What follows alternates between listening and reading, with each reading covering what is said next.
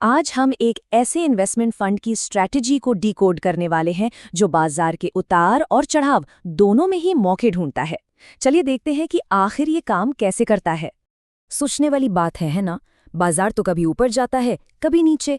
तो फिर कोई ऐसी स्ट्रैटेजी कैसे हो सकती है जो दोनों ही सिचुएशन में पैसा बनाने की कोशिश करे? यही वो पहेली है जिसे ये फंड सॉल्व करने का दावा करता है। और हाँ, ये सारी जानकारी हम कहीं और से नहीं बल्कि सीधे इस फंड के ऑफिशियल डॉक्यूमेंट से ही ले रहे हैं, ताकि हर बात बिल्कुल साफ और सटीक रहे। तो किसी भी इन्वेस्टमेंट को समझने का पहला कदम क्या होता है? यही कि उसका लक्ष्य क्या है और उसमें रिस्क यानी जोखिम कितना है। चलिए सबसे पहले इन्हीं दो सवालों के जवाब ढूंढते हैं। तो देखिए, इसका सीधा सा मकसद है लंबे समय में कैपिटल बढ़ाना। और इसका तरीका क्या है? Dynamic allocation. मतलब ये एक जगह टिक कर नहीं बैठता, बल्कि मार्केट के मूड के हिसाब से अपने पैसे को अलग अलग एसेट्स जैसे कि शेयर्स और बॉन्ड्स के बीच तेजी से घुमाता रहता है। अब जरा इस डॉक्यूमेंट में एक बहुत ही इंटरेस्टिंग चीज पर नजर डालते हैं, ये रिस्कोमीटर। ये पहली नजर में ही बता देता है कि निवेशकों को किस तरह के रिस्क के लिए तैयार रहना चाहिए।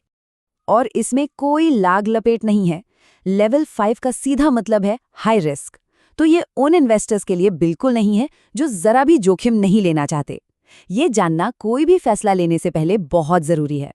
ठीक है, तो अब ये तो समझ आ गया कि फंड का मकसद क्या है और रिस्क कितना है, पर सवाल ये है कि ये काम कैसे करता है। मतलब पैसा असल में लगता कहाँ और कैसे है।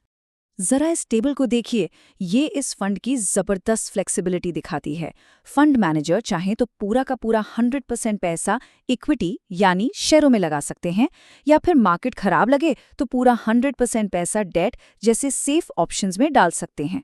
और सिर्फ इतना ही नहीं, ये कमोडिटीज और रियल एस्टेट से जुड़े इंस्ट्रूमेंट्स में भी निवेश कर सकता है। ये 0 से लेकर 100 तक की रेंज ही इसकी सबसे बड़ी खासियत है। तो इस पूरी फ्लेक्सिबिलिटी का असली मतलब क्या है?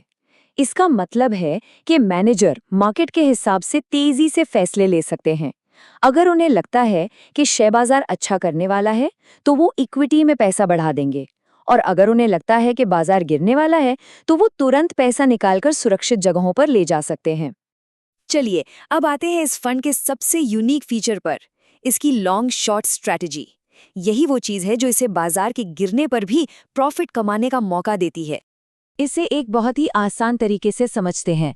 लॉन्ग जाने का मतलब है किसी शेयर को खरीदना इस उम्मीद पर कि उसकी कीमत बढ़ेगी, मतलब तेजी का सौदा। वहीं शॉर्ट जाने का मतलब है इस बात पर दाव लगाना कि किसी शेयर की कीमत गिरेगी, मतलब मंदी का सौदा। ये स्ट्रैटेजी, जैसा कि आप देख सकते हैं, दोनों तरफा कमाई के दरवाजे खोलती है। हाँ, लेकिन ये शॉर्टिंग सुनने में जितना आसान लगता है, करने में उतना ही कॉम्प्लेक्स है।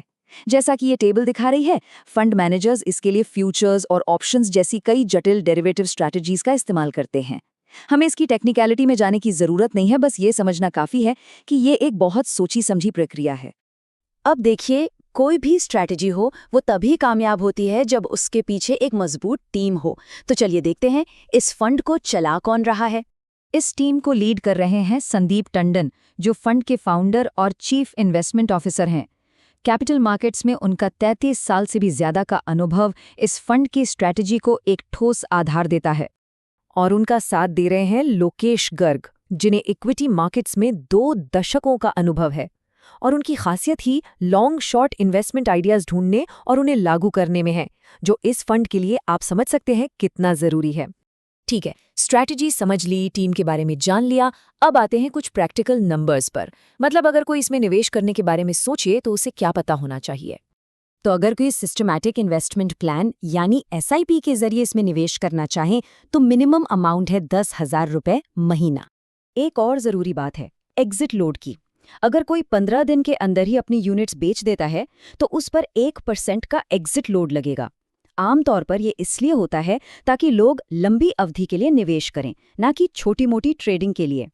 और आखिर में फंड को मैनेज करने का जो सालाना खर्चा होता है, जिसे हम टोटल एक्सपेंस रेशियो या TER कहते हैं, वो करीब 2% तक हो सकता है। और हाँ, इससे पहले कि हम आगे बढ़ें, डॉक्यूमेंट की ये एक लाइन पढ़ना बहुत जरूरी है।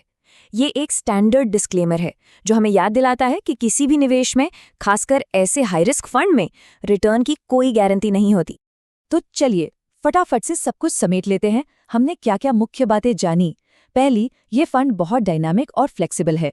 दूसरी, ये हाई रिस्क कैटेगरी में आता है। तीसरी, ये लॉन्ग शॉर्ट स्ट्रैटेजी का इस्तेमाल करता है। और चौथी, इसे एक बहुत ही अनुभवी टीम मैनेज कर रही है। और आखिर में एक सवाल जिस पर सोचना बनता है, किसी के अपने ओवरऑल इन्वेस्टमेंट पोर्टफोलियो में इस तरह की एक स्ट्रैटेजी की क्या जगह हो सकती है जो बाजार के हर मौसम में चलने के लिए डिजाइन की गई हो? ये एक ऐसा सवाल है जिसका जवाब हर निवेशक को खुद ढूंढना चाहिए।